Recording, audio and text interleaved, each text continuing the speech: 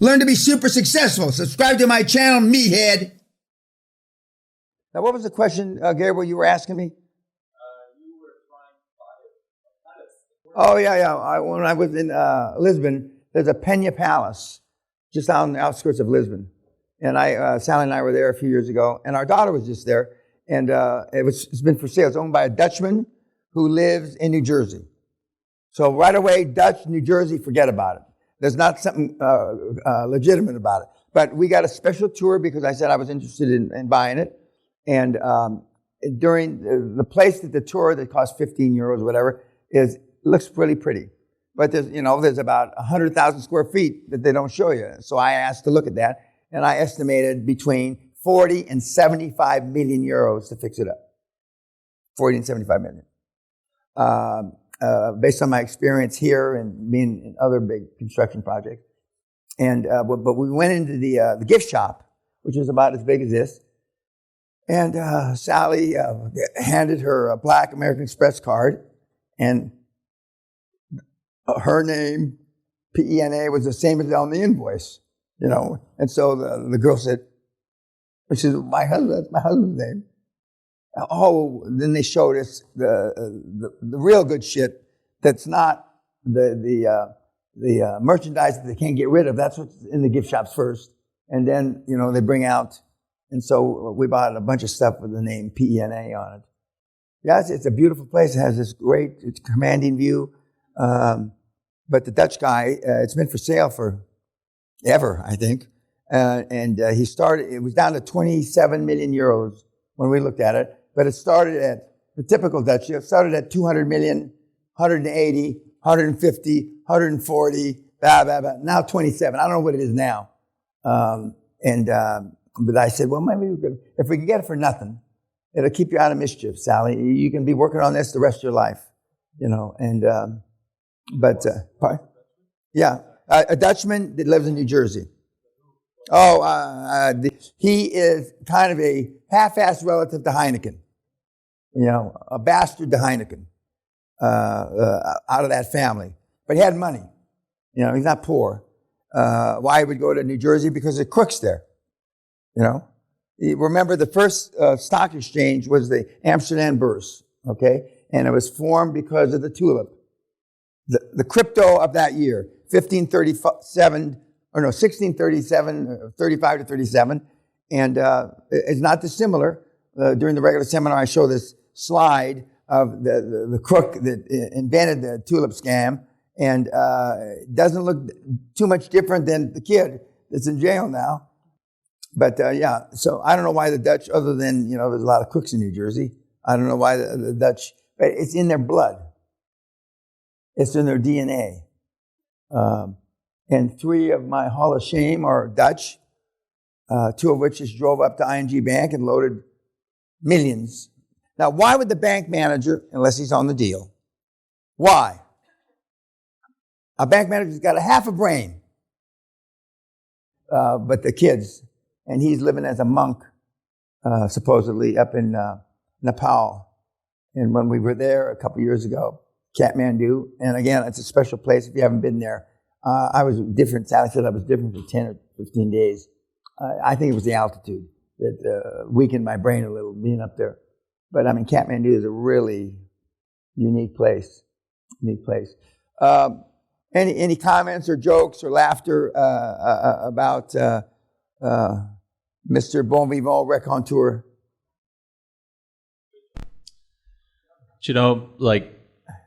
Your conviction is great about the QLA process, and I can see that the amount of passion that you have and hatred that you have about the system and how fucked up it is. But that's good for us. Yeah. It's also he's making money off of deals that some of you in this room aren't. Let's not forget that. €1. No seller finance. Yeah. Did you hear about seller finance or €1 before you heard about me? Before? No. Before reading your Bible? No. No. So I tried a lot of things. And when I heard you in the London YouTube video, I thought you were full of shit, another bastard saying stupid things. But then you said that the content was free, that your book was free, and with no money. I say maybe he's correct. So I read the book and when I 15, 20 years ago, whenever I did it, and I made all the product free, I got messages from the gurus that you know. What? You're killing us. What the fuck are you doing that for? There wasn't a seasoned marketing guy on the planet that thought that was a good idea. In fact, they thought the antithesis. But they thought in terms of them, upselling, etc. And they said, you're killing us, Dan. Why are you doing this? I said, we did it for two reasons. Customer service was a bitch. And I don't need to talk to her or you about a tape broke or some horse shit. Because in the early days, when we would place them free, we didn't even check. You lost it, fine, we'll send you another one. Yeah. And then we just decided, I said, I had enough of this shit. The money means peanuts to me. And so we just started giving away free and developing more products, like the QLA for Dummies, etc., and the success tests, which are, we didn't develop those. The last two success tests we developed, but the first two I got from psychiatrists from Boston. And yet it's still there. Gabriel did it without meeting me. He's had a kind of a re-education since he's met me. I don't think at the right time. I told him when he was here 2 months ago, I guess, about that you can play the private equity guys, double, triple, whatever they offer. They're going to keep offering. I gave the example of Roberto. They paid him 8 times more than the original offer when he partially exited to private equity because it's not their money. They don't give a shit. And when you're not spending your money, you have and you don't have billions of dollars or hundreds of millions of dollars balance sheet behind you, you think differently. And they're supposed to, because most of the private equity big firms are public entities. They have shareholders. They're supposed to be looking out for the shareholders. And if I was called as an expert witness, which I probably never will be, I'd say that they spend money like a drunken sailor. I mean, they overpay for almost everything. And when you guys exit, make sure that you remember they overpay for almost everything. So make sure that one of your exit alternatives is private equity, but normally with strings attached. They want you to stay for 2 years, 5 years, whatever, which is horseshit. And it's easier to take less money and not have to stay, or sell out to a strategic buyer. Where normally a strategic buyer says, stay 4 days and get out. And, or don't stay any days and get out. And that's a more perfect scenario. Because, and the other thing the private equity guys slam on you is non-competes. You're in Boston, well, you can, anything east of the Mississippi, you can't be at. That's an exaggeration, but you want the least amount of restrictions because you want to go, if you do, that's what your plan is, you want to go back into business, rolling something else up. And we've got guys on their 6th roll-up that I'm aware of. Somebody may be more than 6 roll-ups, and they hit the cash register 5 times, and they made a lot of money. And for the young guys, the guys in their early 20s, you can do this 6, 7, 8, 9 times, okay?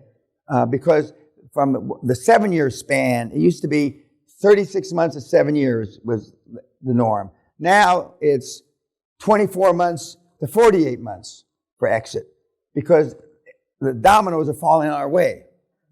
And so and again, I beat this to death. I can't believe, how much better it could get. I keep saying that, and Sally said, stop saying it because it keeps getting better. As much as you don't want to hear it, this model works better at 15% interest rate. Because almost everybody wants seller finance. And as you've already learned, not everybody asks for interest. They never ask for interest. Well, okay, unless well, you just heard it from the legend. And this, the Zorro of QLA.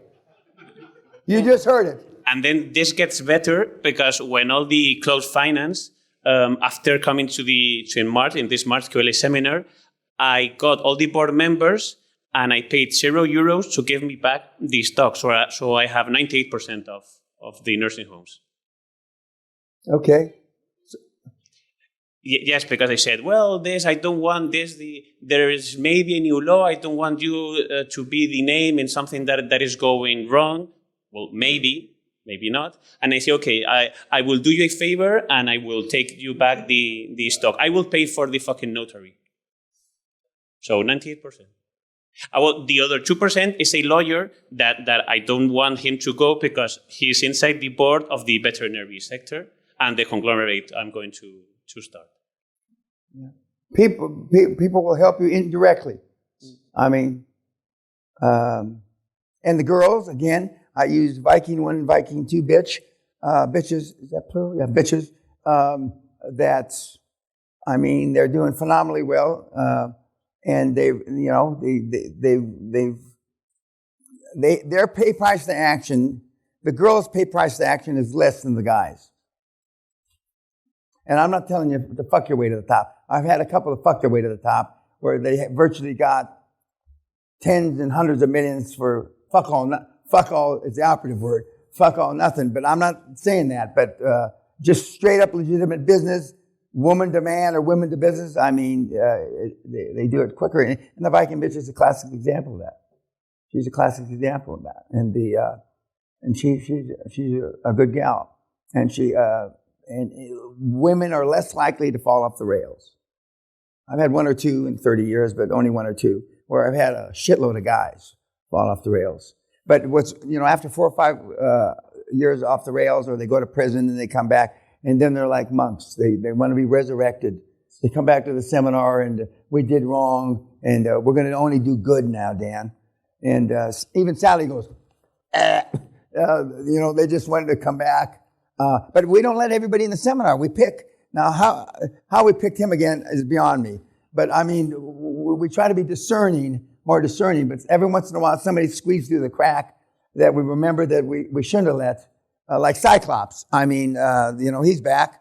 But he's being more or less a good boy this time around.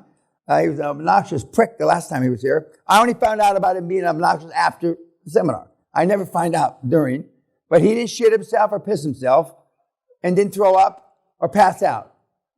Right? You didn't do any of those. So he's more or less a kind of a good mentee, a good student. Any questions about the kid? Well, I can tell him how he can write off an airplane in his company. Oh, don't tell him on camera. No. Yeah. Any questions? Regret? No, yeah. Regrets that I let you get up there. Okay. Okay.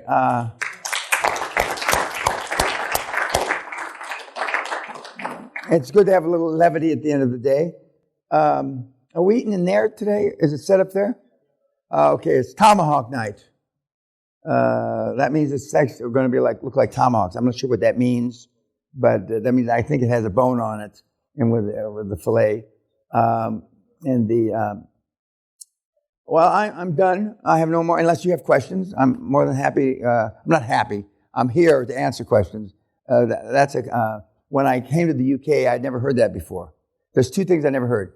We'll get back to you in due course. I now know that means between now and never. Okay? Closer to never. Okay? And I'm happy. Are you happy to do this?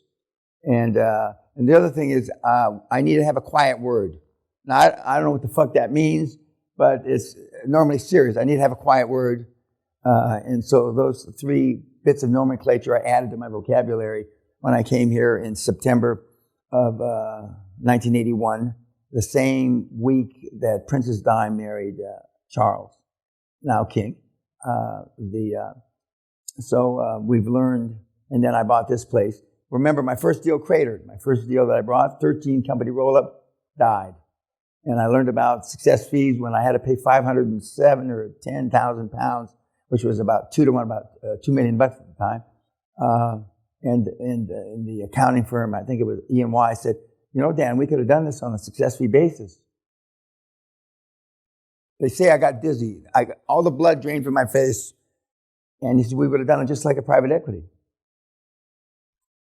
And that's how, I did. But I paid off the money. It took me about 2 years to pay off all that money. And then I came back in 84. The rest is history. But, so the big firms that I used then that I paid, every once in a while I say, maybe I ought to get a rebate, for all the money that I paid you over the last 40 years. They don't laugh, and everybody just smiles, and that's, they move on. Okay, so we've got you tomorrow. Okay, and we got the kid who's trying to weasel through under the carpet like a rat. And who else we got? That's it? Okay, that's it. And then we're big cases, the big B school cases, and it'll be interesting to see how you look at them differently. And it's not that you guys aren't dealing in the real world, because you are, but we're going to go to real world cases now, where I want you to be, okay, and where some of the guys are and some of the gals are in those big deals. And almost all big deals are fee driven. Remember that. And in my career, long career, I've never had a deal die with a delayed fee basis by an accountant and a lawyer, because then they wouldn't get paid. That pretty much says it all. They will find you the money. They will find you a buyer or a seller. They will find a way to get it done. When you owe these guys hundreds of thousands and tens of millions of dollars, they will find a goddamn way. Because they're not going to, on their watch, the engagement partner, and sometimes big deals like that, there are more than one engagement partner, there's 2 or 3, they will not let it die. It's just not going to happen. And again, I learned that the hard way. Any questions? Yes, sir. Just in a conglomerate. Conglomerate. The industry experts for conglomerate. I'm not selling myself, but like I'm a conglomerate potential. Ron Forbes, his chairman, is a conglomerate special because he's been in a lot of different deals. And there are a few guys where they're called generalists. Okay, and I'm a transaction junkie, and I've been in a lot of different industries. But normally you need 3 or 4. Anelli's got 2, but his chairman is a conglomerator for 40 years. So he's been in and out of conglomerates for 40 years. But a guy that's an oil and gas guy is not necessarily going to be a healthcare guy. And a guy that's an IT guy will know IT in the various industries, but he's not going to know medical doctor roll-ups. So you'll need more. You'll need 3 or 4. And although I haven't done it personally, the clawback option schemes seem the flavor of the day, where, if they don't perform or you throw them out, it's more readily available for you to take their options back, or the rights for them to exercise options in the future.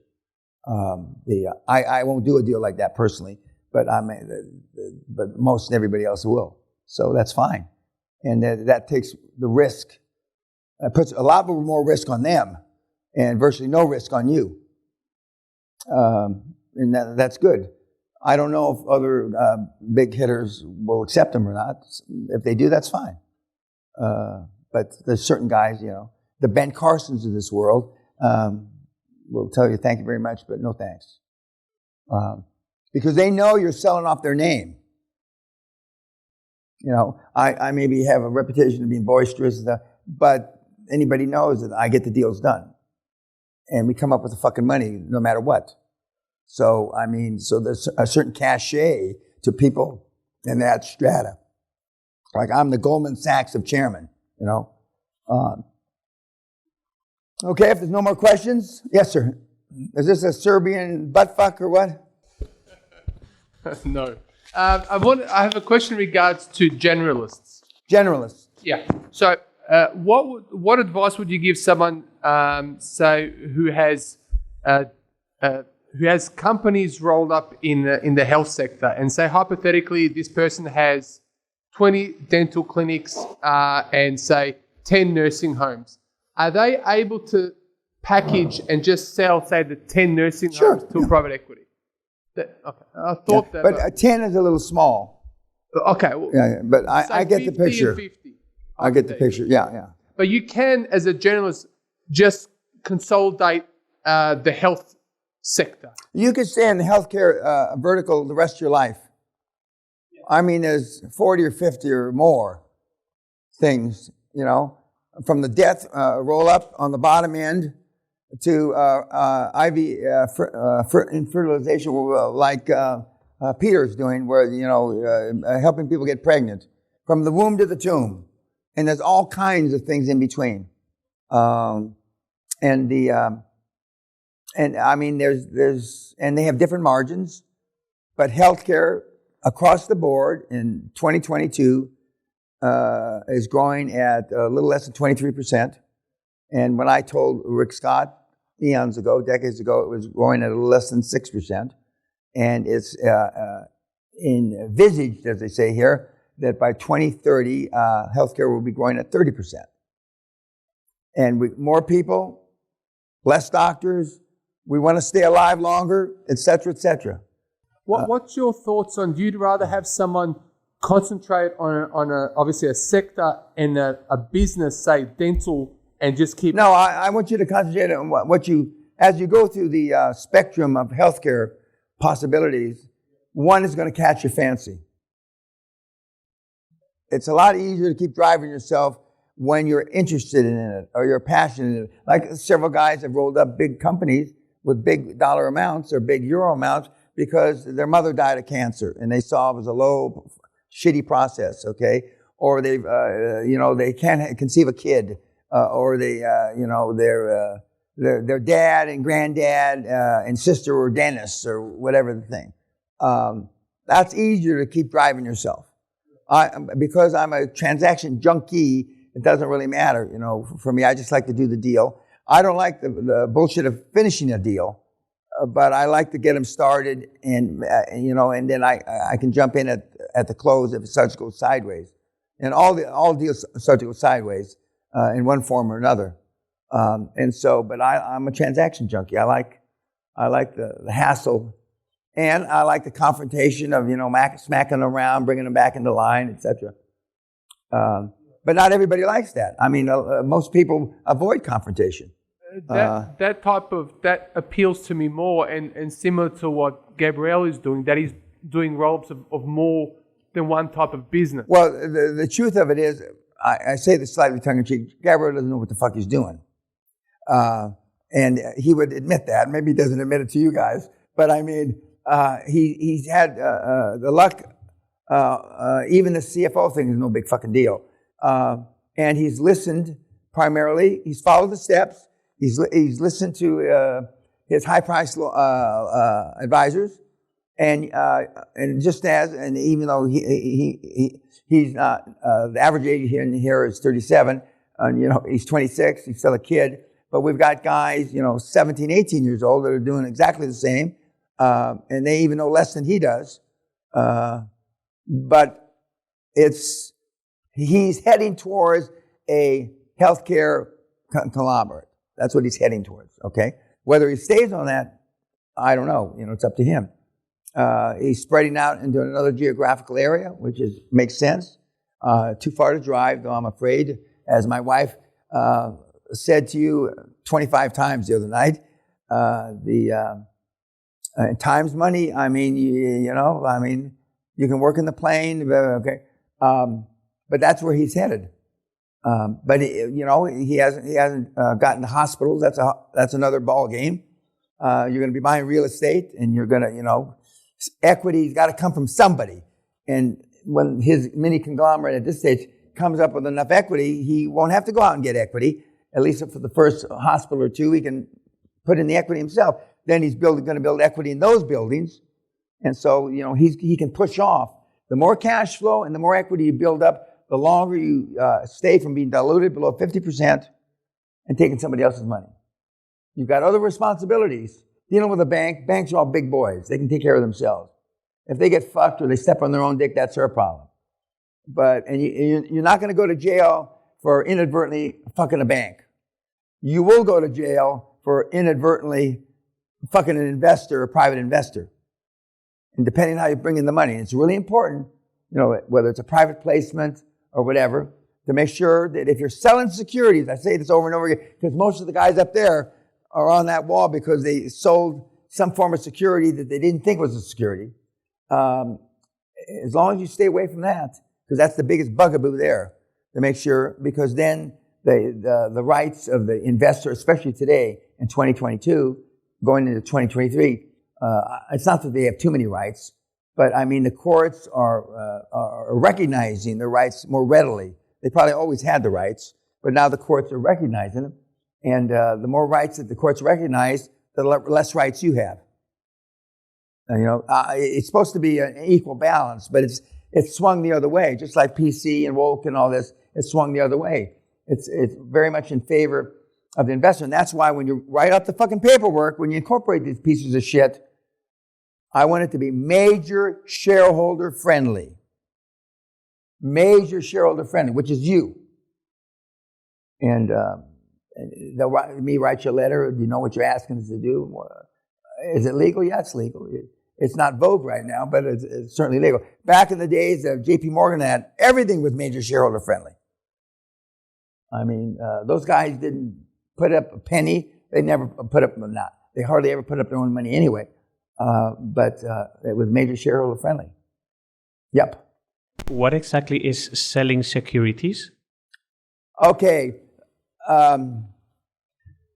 If you're deemed, let's say that you had 100 health deals, okay, and you're gonna take money. You're gonna do a private placement.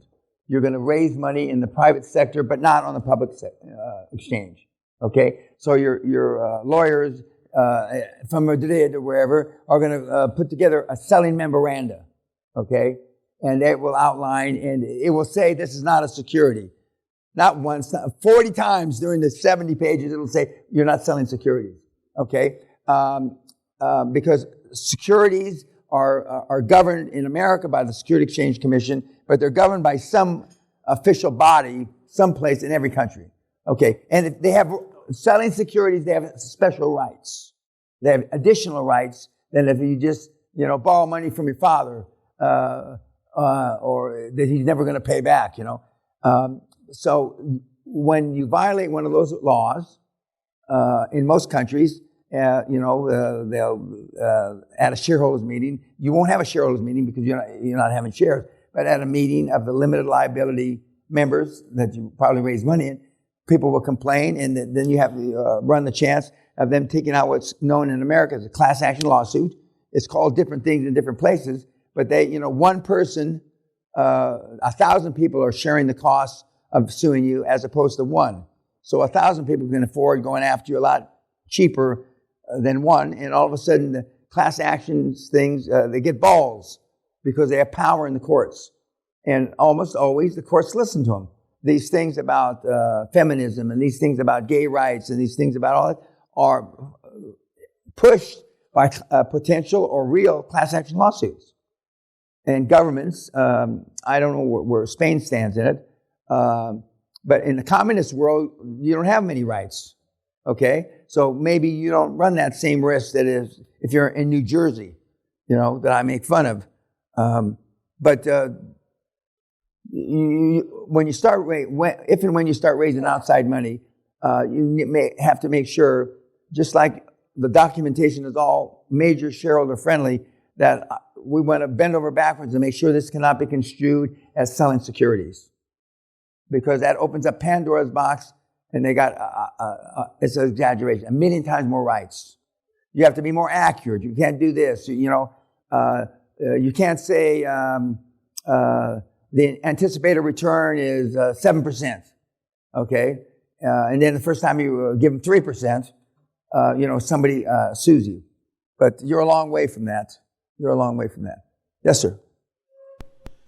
So you said that you should stay 51%, shareholder in the company. So do you recommend, let's say in the beginning we have 100 shares, but do you recommend doing it 1,000 shares in the future? Or? No, it's not a matter of the number of shares. It's a matter of the percentage. You can have 10 shares or 1 million shares. It doesn't matter. Okay, you want to have a majority. Now, some of you, well, like all my stuff is owned by a trust. Okay, but if I were just husband and wife, you assume wrongfully that your wife's going to vote your way. I've seen a lot of when that doesn't happen for whatever reason. It doesn't happen. But and there's things like drag along. In other words, let's say you found a company with your father, your brother, and your wife, and they, as part of the agreement, that you drag them along, and they always have to vote your way. Okay, that's one way of getting around it. But the best way is to make sure you, as an individual or your trust, individual trust, has at least 51%. In our model, you got to really fuck up to get below 60. I mean, you got to really step on your dick big time. But we've got them. I've said this speech 1,000 times, and normally when you do your first big recapitalization, where you're going to put money in your pockets and the other directors' pockets, and other money comes in, you're going to be diluted. Okay, what the dilution factor is, somebody said yesterday or the day before, there was a 7% dilution. Okay, and that took him down to, but he was still in the 50s. That's fine. But now, 3 years later, you're going to want to buy the Eiffel Tower or the fucking Taj Mahal or whatever and turn it into a hospital or some bullshit. And you're going to need a lot more money, and you're going to be diluted down. And the first time you get diluted down below 50%, you're susceptible to getting thrown out. Now, I had B shares, I had C shares, I had all kinds of shit because we raised money a bunch of times, but not the common stock. And I maintained 60% ownership of the common stock. And I'm, legendary, more or less. We'd have a shareholders meeting, and we had thousands and thousands of shareholders. 8 people would show up because they knew that they make a shit. And I was young and rude, shall we say. I don't give a fuck. Security, get rid of them. Now, I'd like to have that back. Fortunately, it's not on film. There was no, with the cameras. But once you slip below that, now I'm sure you're much more articulate in Spanish. Okay, well, but if you weren't this articulate and you spoke Spanish like you do English, you're history. They chop your fucking head off and yeah, well, Don't underestimate the stupidity of society. well, my family's from Segovia, Spain, so I would agree with that. But but you got to stay above, as long as you can. You hold on with your fingernails, and then the deal of your life is going to come up, and you're going to raise 600 million or whatever the number is, and you're going to slip below, and you will see shareholder activity, committees, groups form on the internet now. I can just see you getting your fucking head chopped off. I mean, you should maintain 80%. Yeah, exactly. And it just happens because you get 10,000 investors. They're going to have 30,000 opinions. For every 10,000, you're going to have 30,000 opinions, and all of which are not going to agree with you. And it's easier having heard him now. Nobody's going to agree with him. Okay, he's not the only one in the room, but and that's just the way it is. That's just the way it is. That's capitalism. Even in communist countries, that's capitalism. And that's what's made, in my judgment, the world great vis-a-vis finance, and it's given us an opportunity to get rich. If we were in a non-capitalistic country, QLA doesn't work so well. Although I have done deals in Belarus, I have done deals in Russia. But, I mean, it's a full-time job doing one of these in fucking Russia. You got to be there at every fucking meeting, every fucking phone call. I mean, you can't have willy-nilly because, the state or the government, whatever you want to call it, can overturn anything they want to. And they don't go to court, and that's why you need a rule of law. They tell me there's a rule of law in Russia. I don't know what it's based on, but I've heard learned judges, etc., tell me there is a rule of law, but there's a rule of law if you're in the top part of the Communist Party. There's a rule of law in China if you're in the top, but I haven't experienced a rule of law anything below the very top. Any other questions? Yes, sir.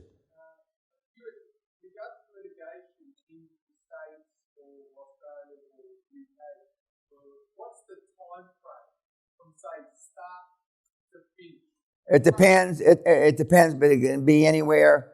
It's always going to take longer and cost you more. Yeah, I mean, longer. I mean, it could be years. It could be years. But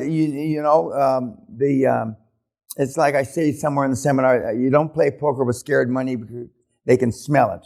And when you threaten litigation, you don't threaten litigation. I don't give you a nasty letter. I sue you, okay? And there's an important point in my 28 rules of litigation. I want to be the plaintiff. You get 2 swipes to the final argument with a judge and or a jury. So they hear your closing arguments, they hear the defendant's closing arguments, then they hear your closing arguments again. And it's been my experience, depending if you got great lawyers, and I'm a great orator myself, I want them to hear me last, not the defendant's lawyers last. But the 28 rules, somebody just asked me for a copy, and I told them to email them back. It's on the fucking website for free. And those are pretty universal where they have a rule of law. You can use it to wipe your butt if there's no rule of law, because there are no rules of litigation. And it's and the judge. The only thing that I'm respectful is a judge, because the judge can fuck you around and fuck you up and make ugly things happen.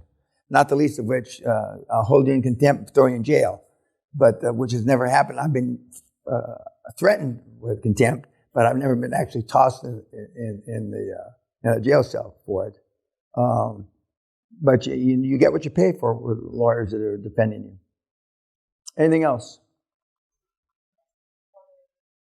He's doing fine. He's doing good. He's doing well. He's got his head down and like a pig eating roots, Now, a lot of guys and gals, they find God or they find something, and we have a few guys that just give all their money away and go be a monk. That's so far away from me that, I would rather rub elbows with a poor person than somebody that's going to give all his money away, okay?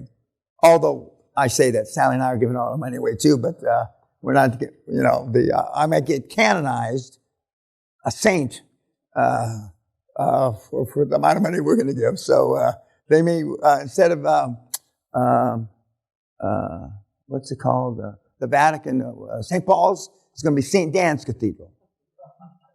Okay, guys, we'll see you at 7.